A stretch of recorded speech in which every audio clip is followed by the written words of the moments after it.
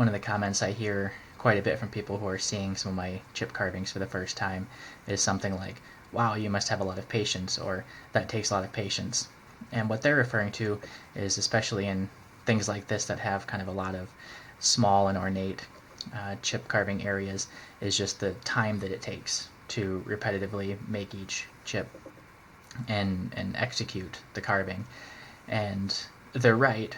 Part of that is not just the actual time that it takes, but the willingness to be engaged and thinking through all of that, to not be in a rush to get it done.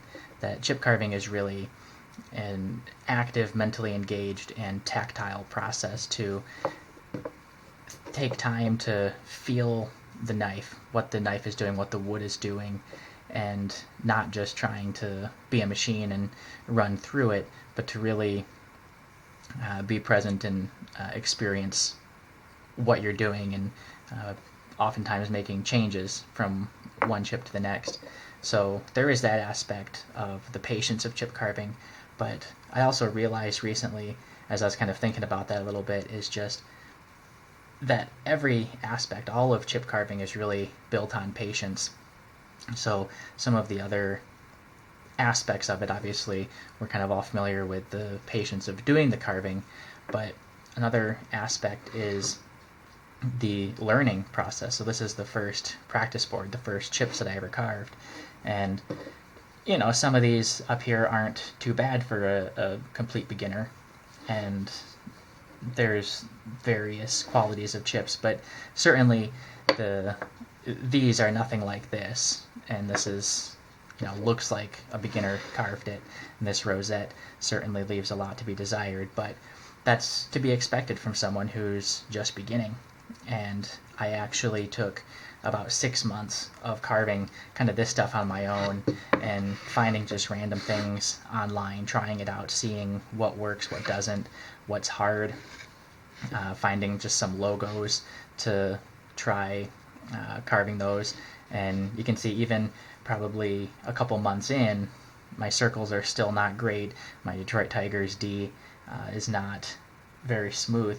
So it was about 6 months before I actually carved the first project that I kept, that I called a project, that wasn't just on a practice board like this.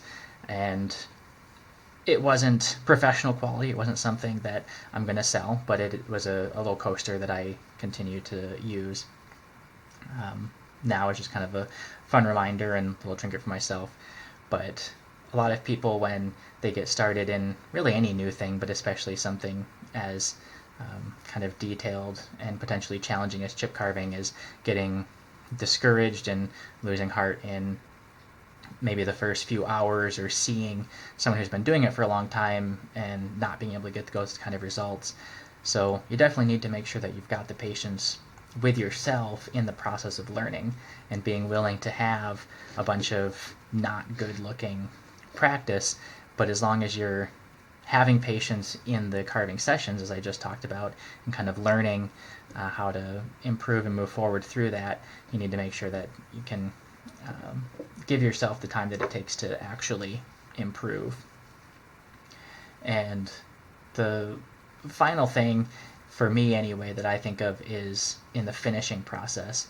So I use multiple stages, and the second to last stage is oftentimes a gel stain, and so that just sits on top, and it, depending on the weather, the humidity, it might take a couple days for it to fully dry.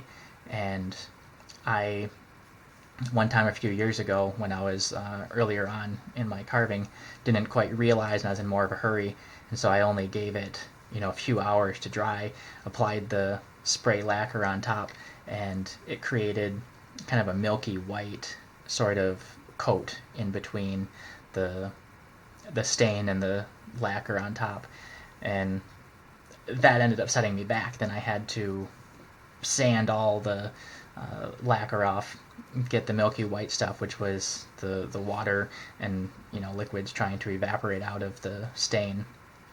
So, and I've had similar things like that, where I'm kind of in a hurry and just trying to do things quickly, and it doesn't work out well. So everything in the finishing process also requires not being in a hurry, taking your time, doing it the right way. So for something like this, I make sure that it's all fully sanded and kind of even, smooth out all the harsh edges. This is a napkin ring, so I want to make sure the inside is nice and smooth so the napkins don't get caught as they slide in there. Just all these kind of small things that are separate from the chip carving. The chip carving's done, and sometimes I can feel like I'm in a hurry or want to be in a hurry to get it done and either sell it or give it to the person I'm going to give it to. But I always need to remind myself to not be in a hurry, to not ruin the care and practice that I've already done going into the item, and just make sure that the whole carving practice from start to finish is full of patience and care. And kind of going back to another thing that I was thinking of is the designs. And then I like to create them on the computer so that they're very precise, so that I can replicate each section so it's all exactly the same.